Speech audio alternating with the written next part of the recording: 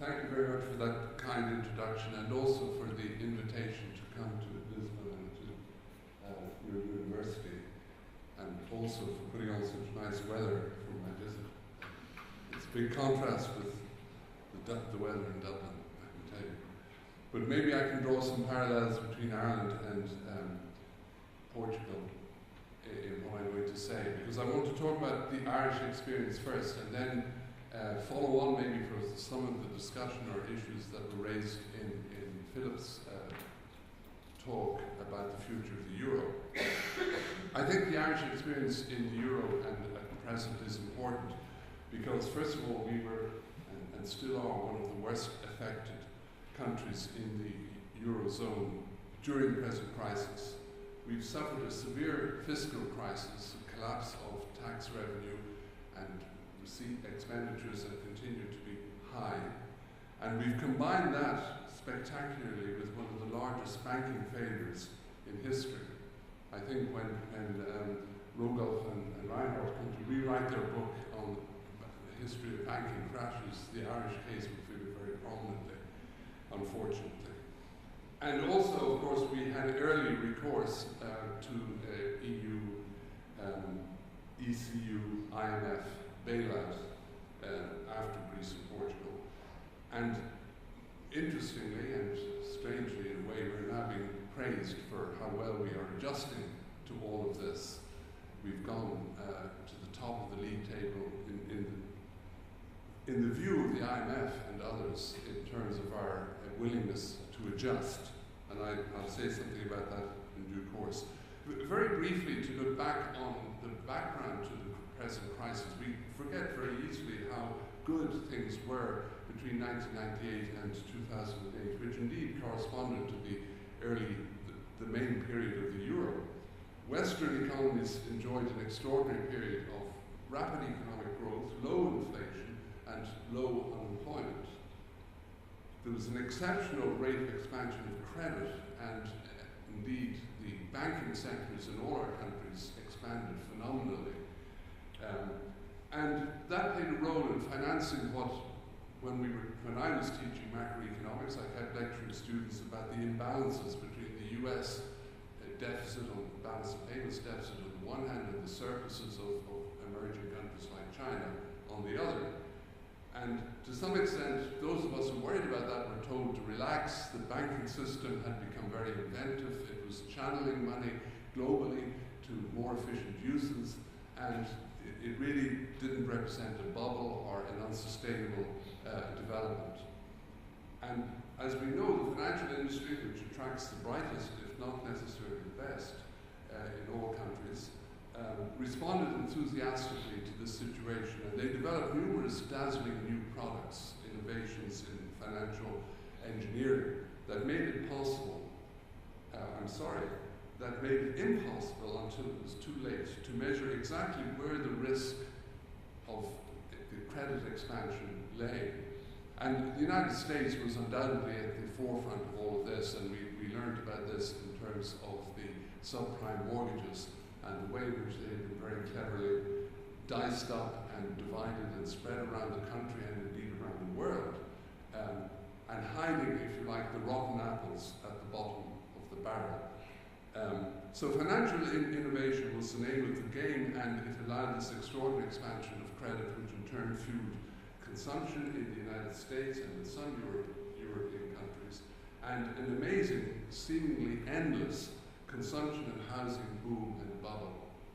The inflation of asset prices in particular and housing in many of our countries was spectacular. And central bankers, who are normally supposed to be very sober and strict sort of people, take away the bottles of wine when the party's getting going. That was how one American central banker defined his role. Take away the punch bowl when the party's getting underway so that everyone goes home early. Well, they lost that kind of sobriety in this period. Alan Greenspan, who was praised for most of the years when he was in office as chairman of the Federal Reserve, he applauded the creativity of the American banking system and argued that asset price bubbles were not a concern so long as consumer price inflation remained low. And his successor, Ben Bernanke, argued that the banking system globally was doing a very innovative job of reallocating surpluses from surplus countries to deficit countries like the United States. So world savings were being efficiently allocated to fuel this boom.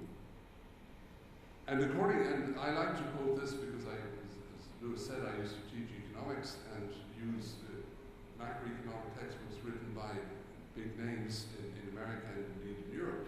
A textbook published as recently as 2006 said that a major banking crisis belonged to the history books. Today, bank runs are not a major problem for the banking systems of advanced countries. And the students would probably only see them in films like Mary Poppins, which I'm sure you know of. There's a bank run in Mary Poppins, if you think back to it. And a less known but very popular film on aficionados called It's a Wonderful Life by Frank Capra, which is well worth seeing if you over Christmas in particular. It's a very nice film, but it centers around a bank run in a small town in upstate New York. And this is the way textbooks, a major textbook, treated this problem in 2006. Okay, in 2008 the unimaginable happened, and you can call it, we refer to in English as a black swan, an event that was believed to be so rare as to be unimaginable. And indeed, we discovered that it wasn't unimaginable. Namely, the creaks in the banking system became wide, and the banking system in the United States and therefore around the world nearly collapsed. The Bear Stearns rescue, the Lehman Brothers collapse, and then again the rescue of AIG, the insurance company. All of that will have major importance in the United States, but also send shivers around Europe and the rest of the world.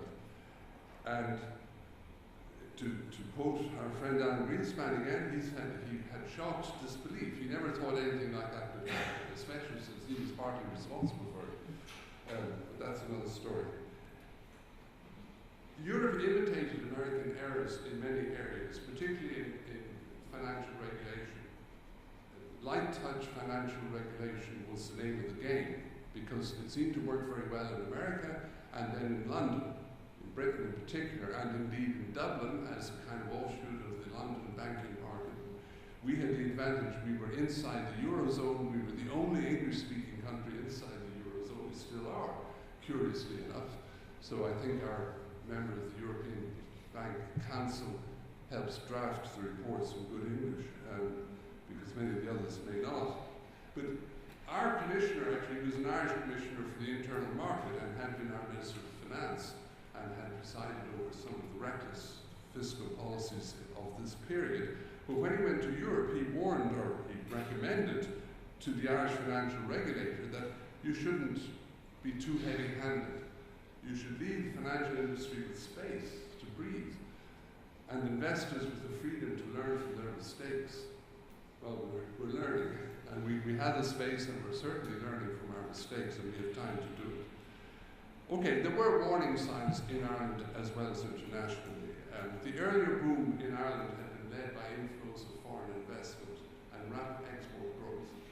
The second wave, particularly say from 2002 onwards, was increasingly led by a boom in the non-traded construction sector, which masked the contraction of industrial employment, which had gone through somewhat of a recession after 2002. And this construction boom was financed by ballooning borrowing from abroad, which allowed the Irish banks' balance sheets to explode. Now, what I'm getting at there is that the banking system fed on massive capital inflows from Europe, or the rest of the world. This is a technical way of looking at it. It's the net position of credit institutions, banks, in Ireland, vis-a-vis the rest of the world, and it's measured in terms of percentage of GDP.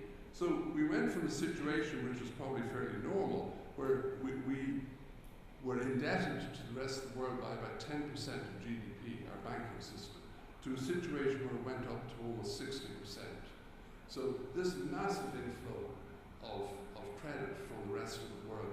It was basically the Irish banks acting as a conduit for money borrowed in Europe and shoveled out into a mad construction boom in Ireland. And indeed, Irish developers then went back into Europe and built all sorts of crazy shopping centres and infrastructure in Europe and further afield. So it was indeed a mad situation. I would say though, and this bears a bit on the first talk this afternoon, that this was not confined to the Eurozone. It's not necessarily a problem that was created by the Euro, because to pick two examples that are important, one is Iceland and the other is the United Kingdom, outside the Eurozone, they also suffered from some of the same problems and symptoms of the same disease. But it is true that being in a single currency area eliminated the exchange rate risk of international lending. And in those days, even I teaching macroeconomics would have said that within a currency union, interest rates will converge because the exchange rate risk has been removed. And certainly I didn't pay enough attention to the risk of the sovereign lender. What we now know is really important, that even within a currency union, you can have major divergences in interest rates on sovereign debt or on bank credit. And I think, again, one of both major textbooks that overlooked this point. They did believe that once you had a single currency, the countries of Europe would be able to borrow on much the same terms as each other, the way the states of the United States are able to borrow on much the same terms as one another. One may be weaker in California, may be weaker than North Dakota, but by and large it's a unified credit market because there's no exchange rate risk. But in the United States there's no sovereign risk either. So that's a difference that we tended to overlook. What I think is ironic, speaking today, is that the European Central Bank held Ireland up as an example of how to thrive in a monetary union. And I quote this from director of the bank, who has just resigned actually. We won't go into the reasons behind all of that, and Mr. Berlusconi's maneuvering Francois Mitterrand or Sarkozy. But Lorenzo Bini Smaghi said, the Irish example shows that it is possible to prosper in a monetary union while having a higher potential growth rate than the rest of the union. This does not need to be paid for in terms of divergent or explosive inflationary competitive outcomes or in an unsustainable loss of competitiveness in the country. I'll quote Smaghi again 3 years later as to what he had to say about the Irish boom. He forgot about this and said other things.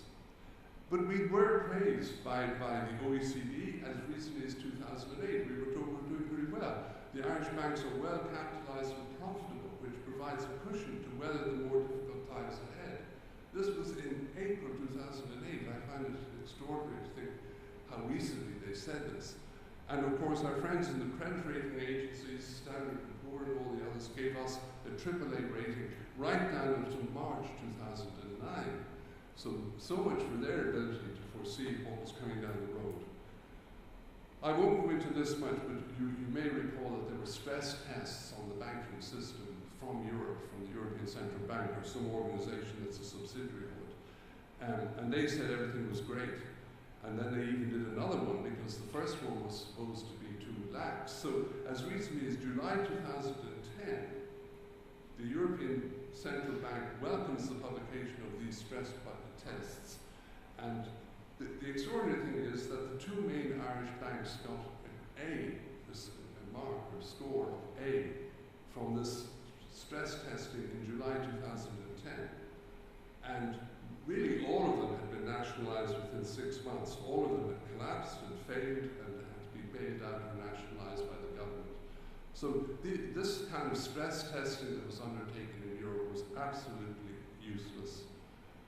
We should have seen other warning signs, of course, the massive expansion of the construction industry, which made us over-dependent on it for employment, for taxes, and here Ireland, of course, resembles Spain in this feature of the crisis. This is the proportion of our labour force that was employed in construction. we had mopped up all our own unemployment and began to try to solve the unemployment problems in the rest of Europe by importing workers from Eastern Europe, Poland, the Baltic countries, everywhere. So it was really an extraordinary expansion of the building industry, fueled by foreign credit, and indeed in many places staffed by foreign workers. A kind of extraordinary effort, and it led to massive overexpansion of housing construction, office construction, and whatever else, shopping centres, which are now unfortunately vacant. We were complacent about all of this. It's hard for politicians to maintain control of the public purse when everything seems to be going so good, when everything seems to be booming, when the houses are popping up everywhere, we're importing foreign workers, we're being praised by the OECD and by the European Central Bank. So, and then there's an election coming up, so what do? You lose control of the public finances, and this very much happened to us.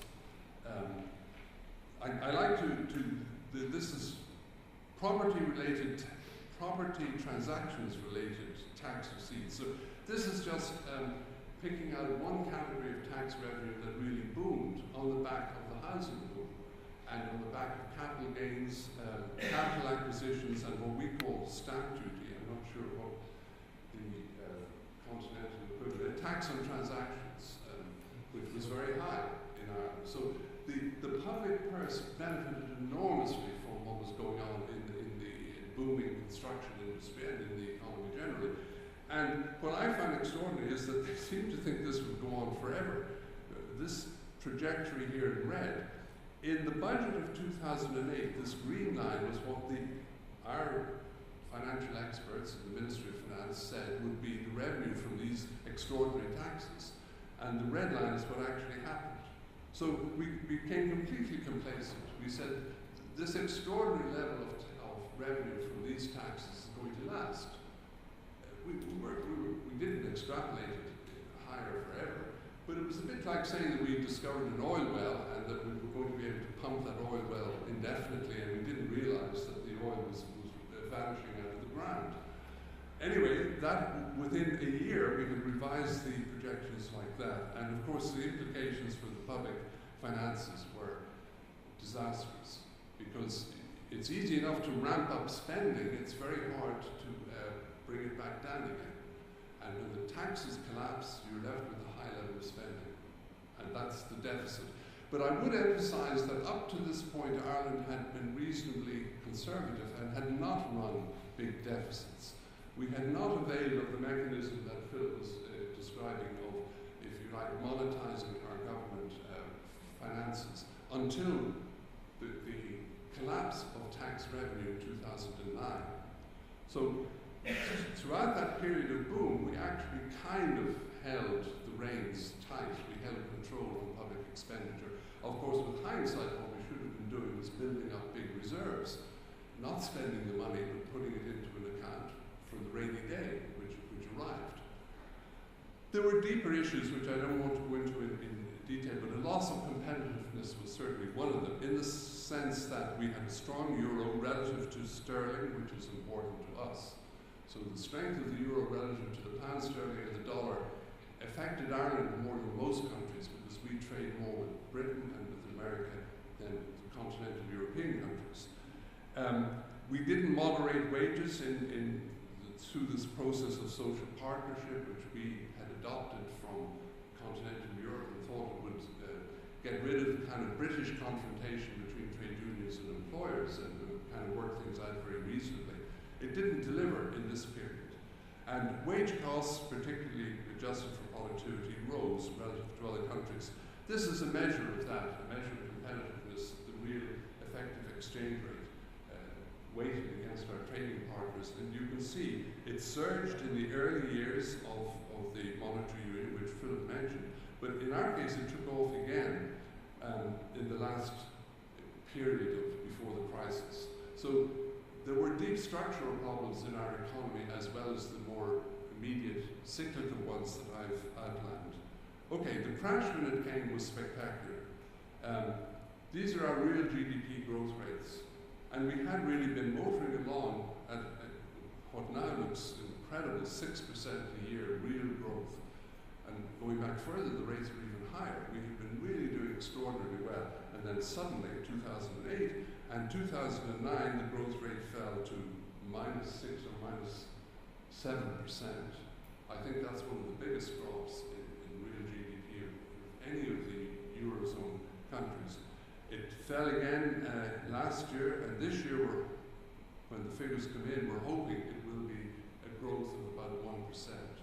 So in some ways we have turned a corner. We've gone from this extraordinary recession to very modest growth.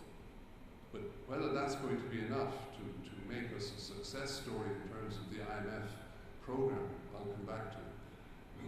And unfortunately, the unemployment rate, this goes back a very long way, the unemployment rate had fallen so sharply, and it hit 4%, which by any definition in Ireland is full employment. I mean, that's just people changing jobs and coming and going.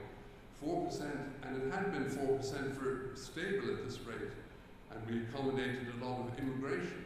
And then look what's happened. It's now actually 14.4%, so it's a little bit higher. At least it stopped growing, but it zoomed up during the early years of 2009, a disastrous period. And of course, this is putting pressure on the budget. People are no longer paying taxes, they're receiving social benefits. So it's a disastrous recipe for the public finances. This is our fiscal deficit, which, as I say, had been quite respected. We had actually been running surpluses, which is hard to recall that. And then, of course, everything went haywire, and we're now running a deficit that this year will probably be around 10% of GDP. It touched 14%, I think it was, in 2009. And that does not include the money that was injected into the banking system, which actually should be treated as part of the government deficit. That's it. If you include that, the deficit in this year actually went to about 30% of GDP, which is just extraordinary.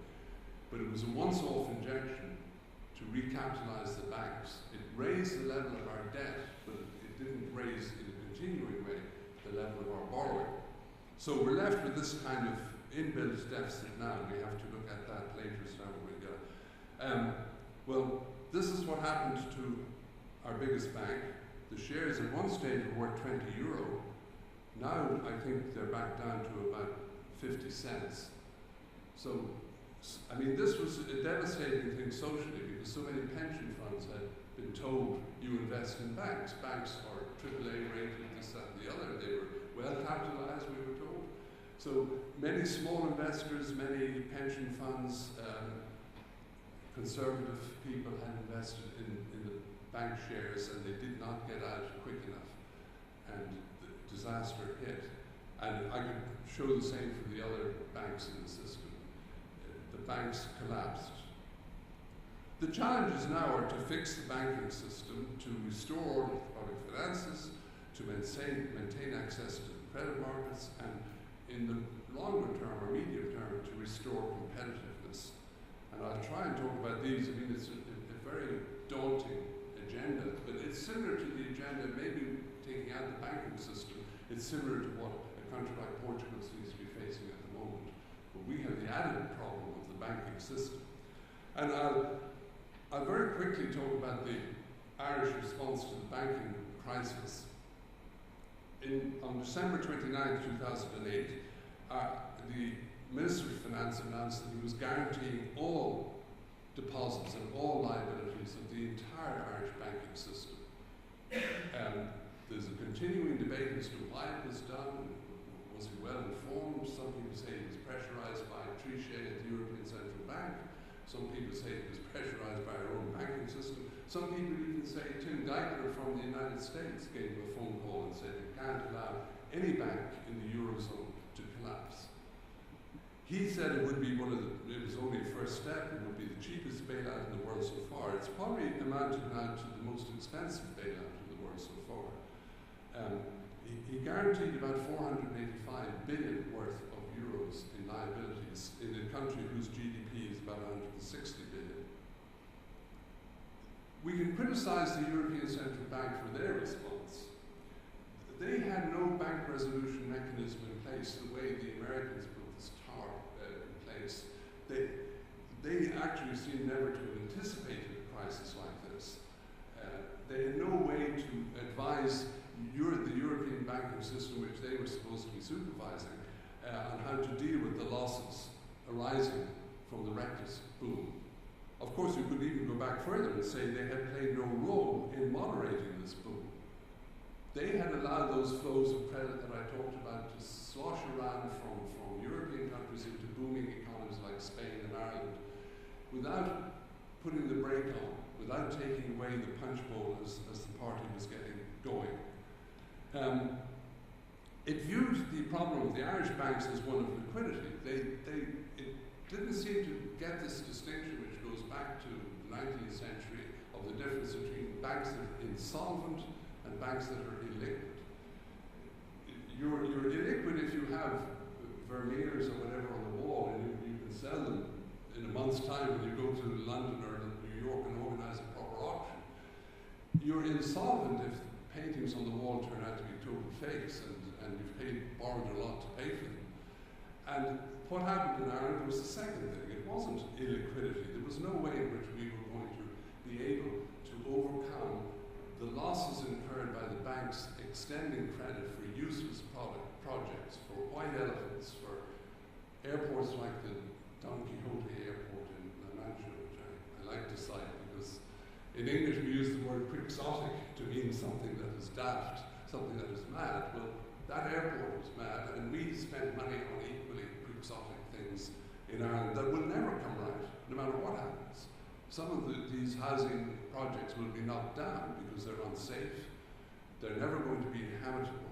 They weren't properly finished, and so on. So the ECB offered us only short-term funding to tide us over the problem, and that's still the situation. They've offered us a lot of that is true, but I think from their point of view, the alternative would be a catastrophe, that the Irish and other banking systems would collapse.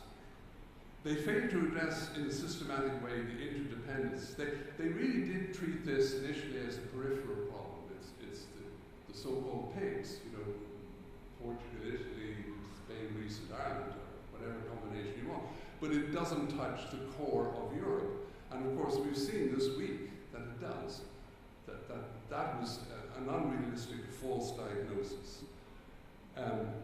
This is an important point. It did insist that bondholders in the banks had to be repaid in full, and they have certainly pressurized Ireland throughout this period never to allow a default on bonds that are owed by a bank, even if those bonds were unsubordinated, if they were secondary, unsecured.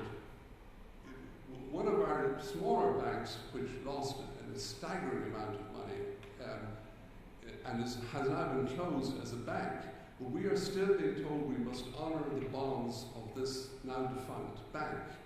I don't see how failing to honour them, how defaulting on those bonds in a now defunct bank could possibly impair the European banking system, but the ECB seems to think it would. Our own response, as I said, to the crisis was guaranteeing the deposits in the first place and then buying the bad assets of the banking system and putting them into a bad bank. We came up with this lovely name, the National Asset Management Agency, or NAMA, which is a bad bank, the biggest bad bank in the world now. It bought 88 billion euro worth of loans from troubled banks at a cost of 37 billion. So they got a so-called haircut, a write-down of over 50% of these assets. But of course, that loss impaired the balance sheet of the banks. The banks had these assets on their books for 88 billion, and in this negotiation with the bad bank, they only got 37 billion, so there's a big hole in your balance sheet. And the Irish government pumped Irish government bonds or promissory notes into the banks that had suffered this loss. And in turn, they had to borrow that money through the ECB. So the big haircut, as they call it, that were applied to these toxic assets undermined the bank's capital ratios and required large injections of public money, Irish public money, into the banking system. There are debates about it, depends how you measure it. It really becomes very technical because the financial engineering being used is complicated, but 60 billion is the figure we're using, but it's certainly not the end of it. And in that year, as I mentioned, because that had to be included in the money put into the banking system as recapitalisation was treated as Irish government debt by Eurostat, and therefore the Irish government deficit as defined by Eurostat rose to an extraordinary 31.5% of GDP. But now it's back down, or the underlying deficit taking out of the banking recapitalisation was only 11.6 only. Okay, the point is that all of this fancy footwork between the European Central Bank, the Irish banks, the NAMA, this new institution, our politicians were telling us this is solving the problem. We're going to have good, clean banks that will be well capitalised and can start lending again, behaving like banks should operate. That didn't fool the market, because the market perceived one thing that the ECB did not perceive, that our pouring money into paying bondholders and banks, recapitalising the banking system, was impairing our ability to service our sovereign debt. In other words, the government was taking on not only what it was borrowing to finance its day-to-day deficit, but also it was taking on liabilities in the banking system that meant that our ability to continue to service our sovereign debt, our national debt, was being impaired, and the market saw that, especially when the problems began in Greece and spread around. So the cost of recapitalising the deficit undermined Ireland's credit rating in the eyes of international lenders. I think as simple as that. And this is what happened to our spread. In these years here, and this goes right down to 2008, this was kind of what, when I was teaching macroeconomics, I said in a currency union, 10-year government bonds will roughly yield the same. There may be a slight benefit to the Germans over the Irish, but it's trivial. The two lines there coincide. But suddenly, German yields begin to fall and Irish yields explode. And we've lived with that ever since, with ups and downs, depending on the latest statement from the Sarkozy or Merkel about whether they're really going to solve the problem this time. And then the yields go down a bit, and then they go back up a week later. So this is the Irish government spread on 10-year government debt. It's just the difference between the first two lines, but it reached very, very high levels. And then it declined. Well, this is actually taken from an IMF paper, which is a technical point, but they make the point that the spread, which is the red line, has corresponded very much to the declining value of the banks in Europe. It's a technical point, but I think it's probably quite valid, that the markets have been very influenced by not so much the underlying fiscal deficit as the banking system of the country in question. Because if you look at Britain today, with a high deficit, much the same as Ireland actually, the yield on British government debt is lower than on German debt today. And that says something about their belief that the British banking system is sound, and also, of course, that Britain has a bank in the Bank of England that acts like a central bank, which the European Central Bank doesn't. Okay, the next task we face is restoring order to the public finances. Now, this would be, I presume, very familiar in this country. The collapse of tax revenue is so dramatic that there is no alternative but to downsize our public sector. I think that's penny has dropped. And the burden of taxation will have to rise. We can't escape both sides of the scissors, if you like. Our government did administer harsh medicine, and they were kicked out of office because of that earlier this year, in February.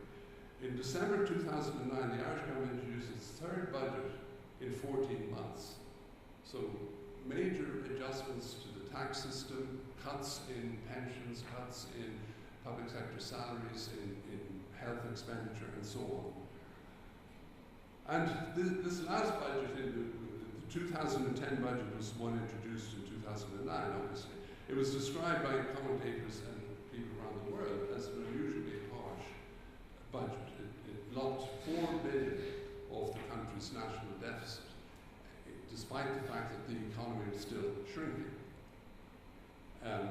It was characterized by pay cuts and indeed pension cuts. However, these measures unfortunately did not do the trick.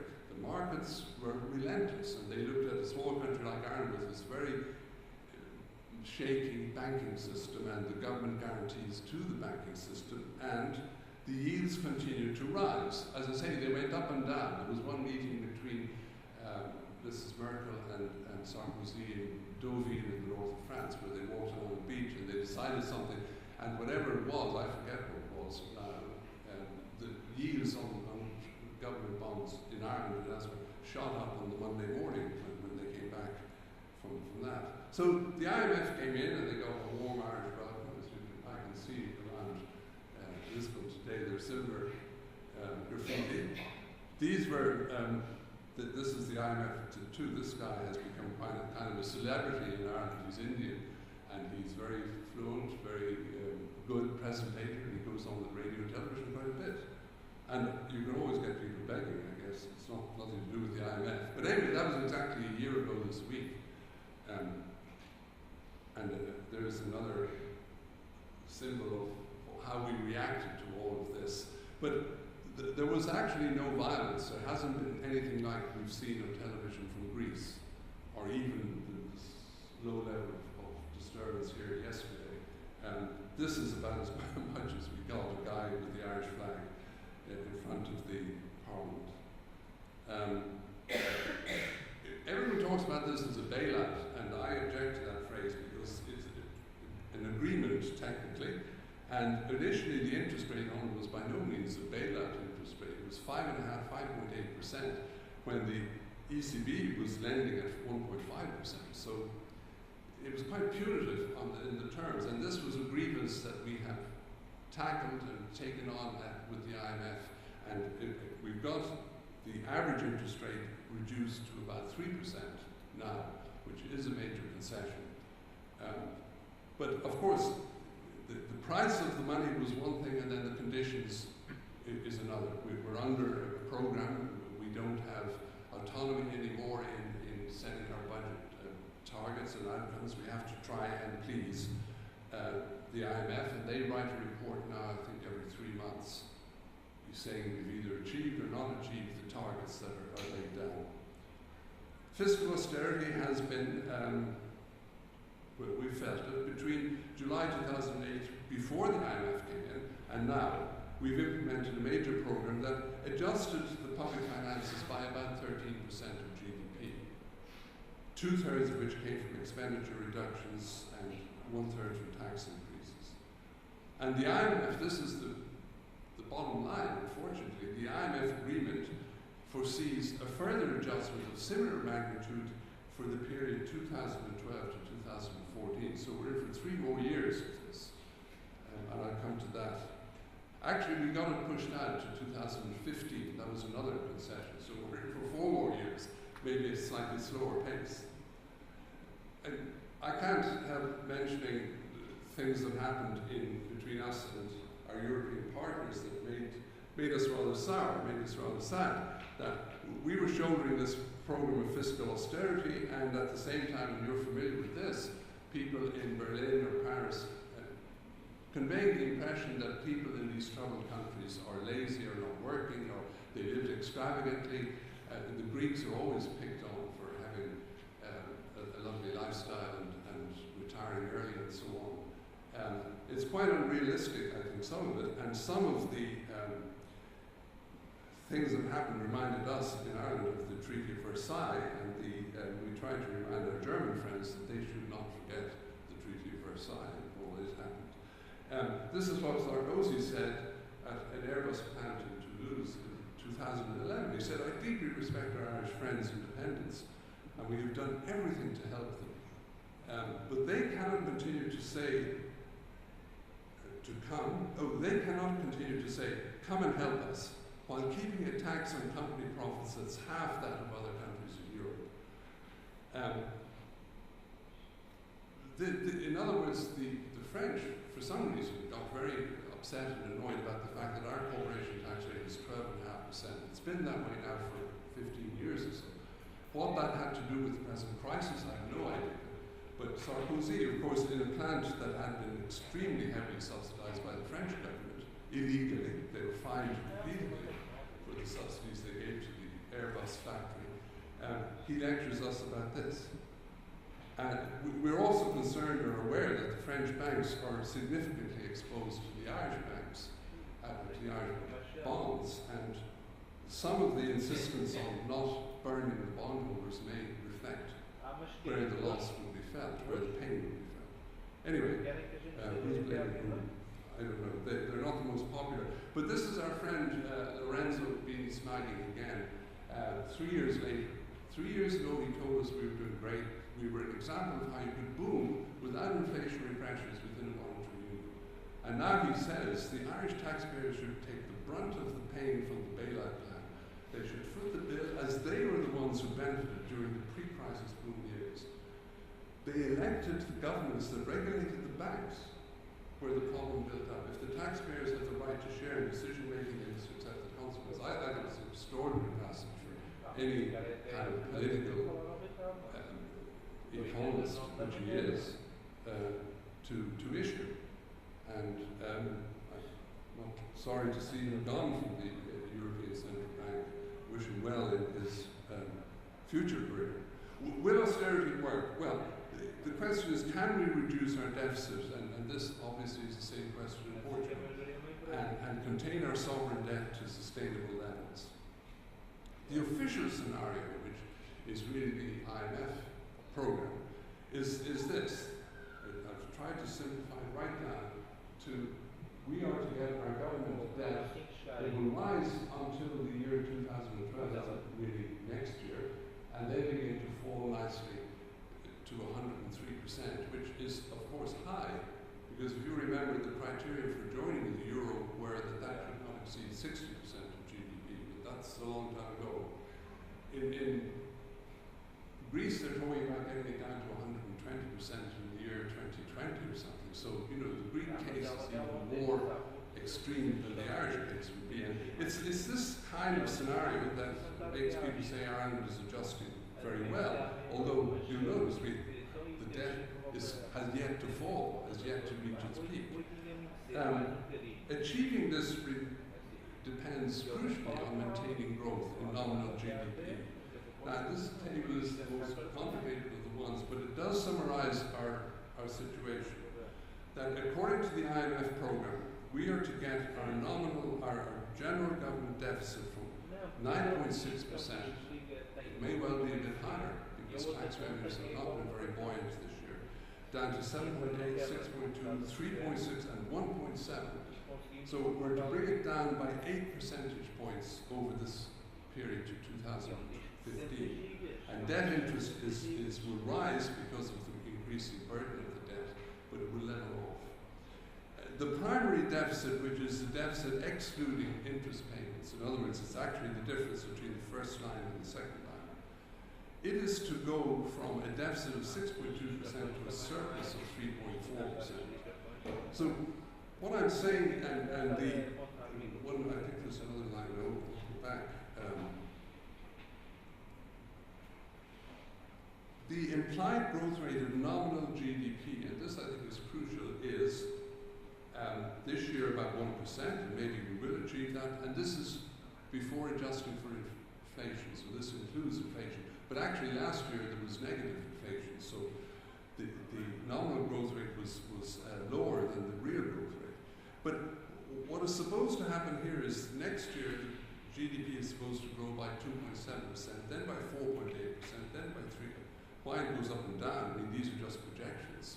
So you can take it just, it's going to average over 4% over the coming 4 years, 12, 13, 14, and 15, from a situation where at the moment it's about 1%. So we're supposed to treble our growth rate. If this scenario of the declining debt GDP ratio is to be, I want to go back to that just to show that, because back, and then back. If we are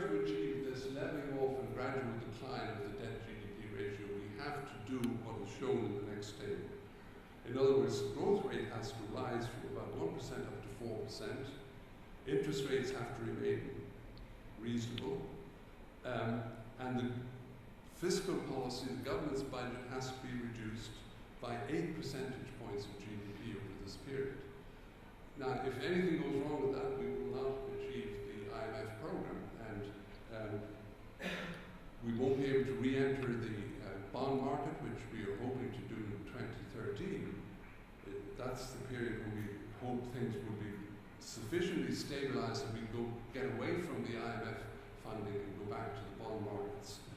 To me, it's a very optimistic scenario. Where will the growth come from? External demand?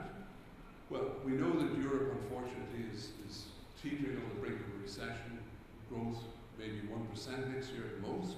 There's no inflationary pressures in Europe, so we're talking about nominal GDP, but it doesn't matter because there aren't serious inflationary pressures building up. Domestic demand?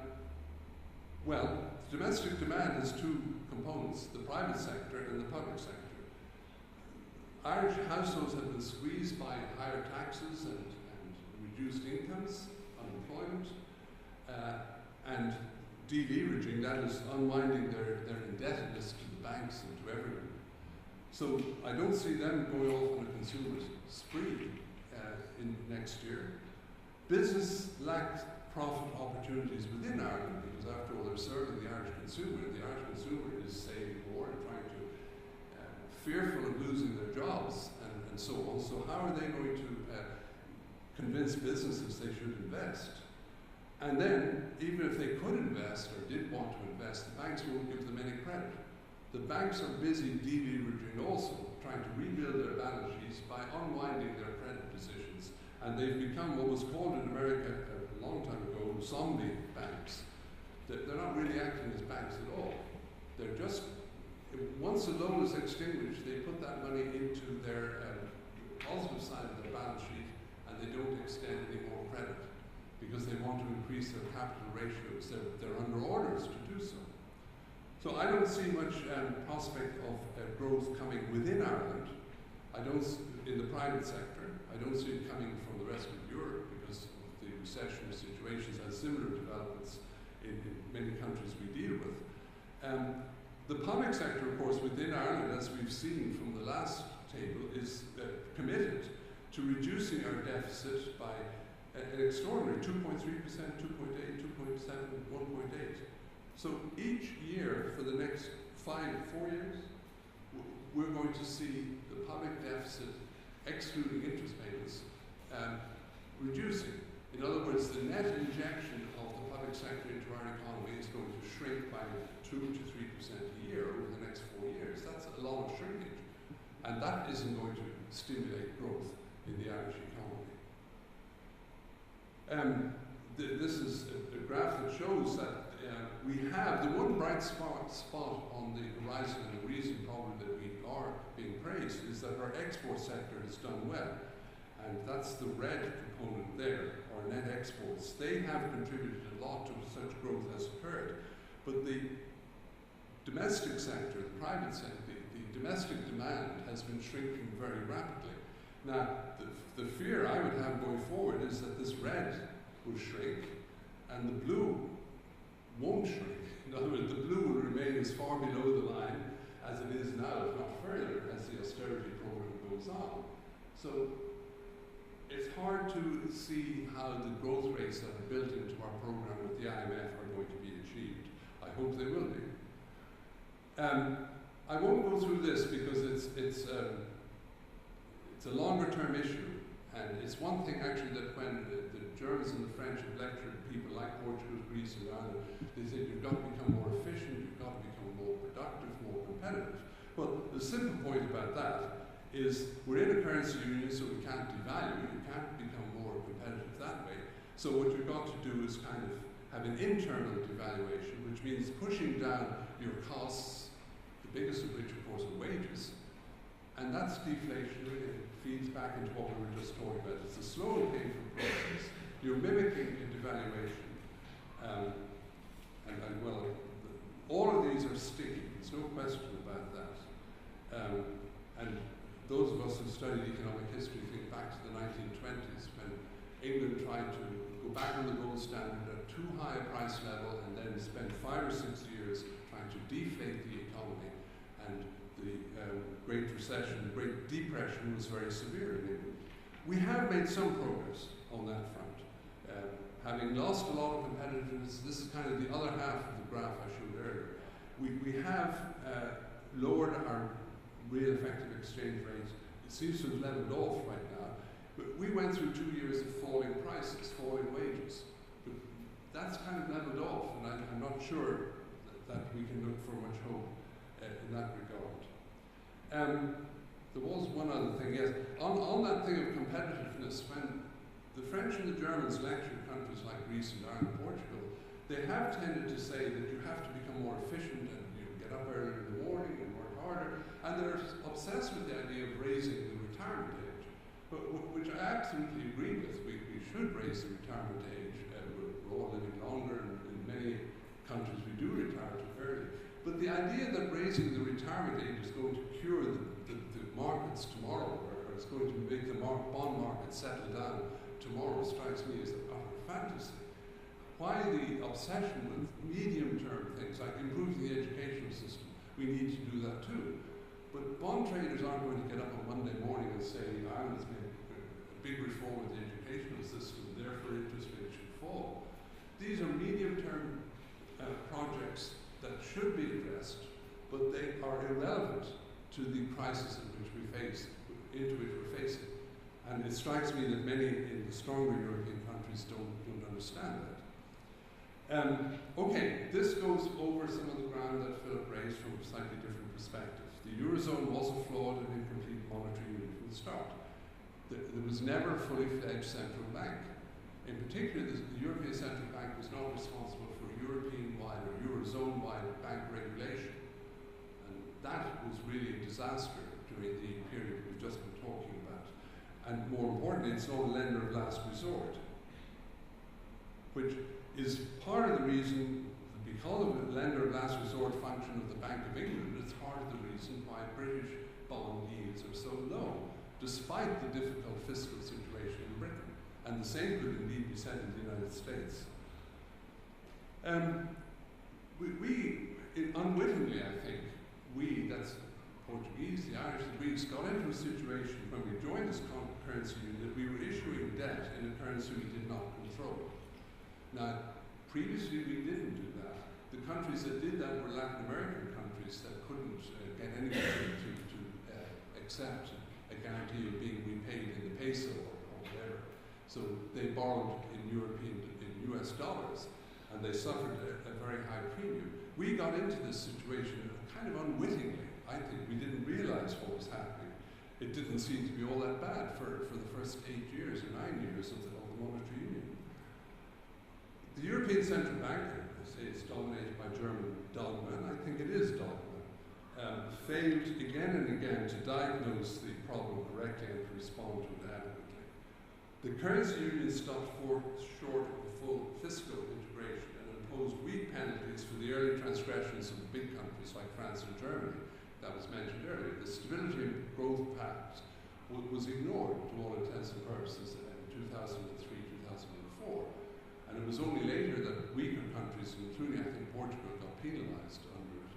But Germany didn't. So, what sort of moral hazard does that create for countries when the monetary authority behaves that way? Now, the response of heads of government, and I've mentioned 2 of them repeatedly, to each successive crisis has always been minimalist. They want to do as little as they can, and they want to leave it as late as they can.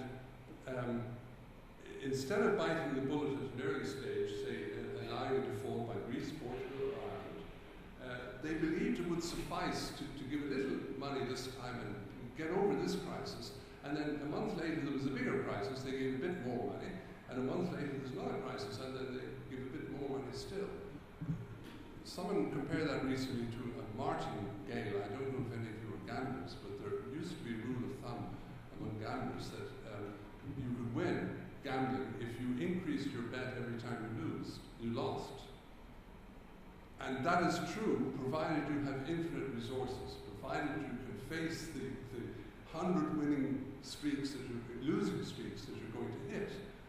And I think the situation here is a bit similar, that they've lost on Greece, Portugal, Ireland. Well, they think they haven't lost in Ireland, but I'm also convinced.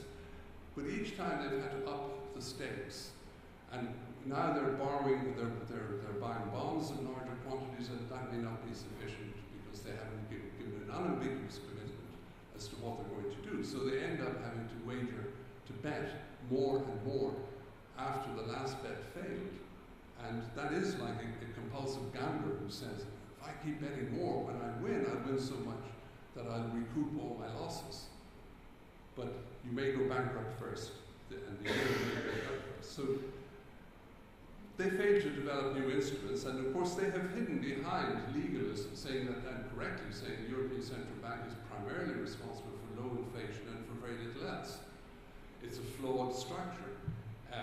And again, that's a bit like the arguments about the captain on the Titanic arguing about his duty when the iceberg was coming closer and he wouldn't change course. Or, you know, it's legalism which serves no purpose in the present crisis.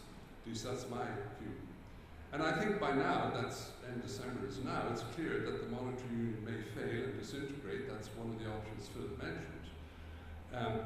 If that's true, then the ECB will have presided over one of the greatest political economic catastrophes in modern history.